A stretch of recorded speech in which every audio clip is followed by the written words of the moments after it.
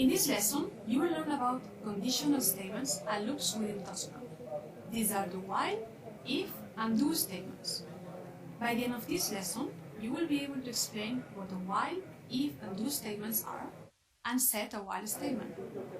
In order to achieve these learning objectives, you will be going over the following questions. Why are these statements relevant? What a while, if, and do statements are, where you can use them, and how can they be set up in Tosca. By now, you know that in Tosca, some steps should only be done given a certain condition. In this case, it is possible to use special expressions which contain conditions and sometimes loops. These expressions allow to repeat the step if a condition is met, but also to go to the next step when the condition is no longer met. Let's begin with the while statement. A while statement is a loop used for running test steps many times. It tells Tosca to repeat the step as long as a particular condition is met. When the condition is no longer met, the loop stops, and Tosca will move on to the next step. Aside from while, there are also if and do statements. As mentioned before, while will continue to repeat a function until the condition is no longer met. Do is exactly like while, but it will run the loop at least once before checking whether the condition is met. If will perform a function only once given a certain condition. However, Tosca will take a couple of seconds to perform steps in each if statement. If the if condition is expected, we recommend using test case template instead, as it is best practice and will save you execution time. You can learn more about this topic in our course Automation Specialist Level 2. Let's take a step back and take a look at the while statement.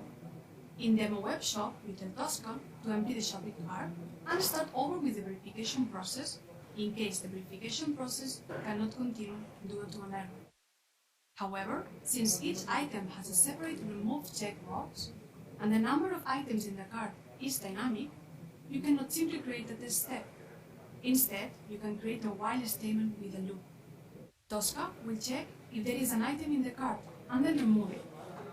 Once there aren't any other items in the cart, Tosca will move to the next step. But where can you create these statements? You can create a while, if, or do statements within a test case. Let's see how this works within Tosca and how you can set up the while statement. First, navigate to a test case, right-click and select Create a while statement from the context menu. Just make sure to bring a while statement in the correct position depending on the structure of your test case. The while statement is made up of two parts, the condition and the loop. In the condition, you must tell Tosca which condition should be met for the step to be completed.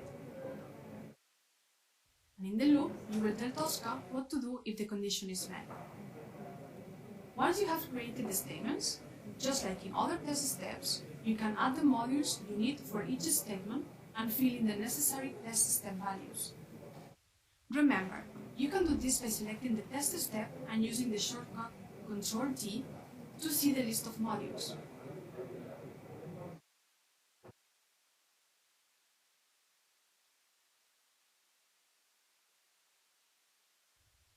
Following the example given before, you want to ensure that the shopping cart table exists in order for the loop to kick in. You can then instruct Tosca to remove the last product from the cart in the loop. This means that every time Tosca sees the shopping cart table exists, it will continue performing this loop until there are no more products. You can set up how many times the loop should be repeated in the Properties tab.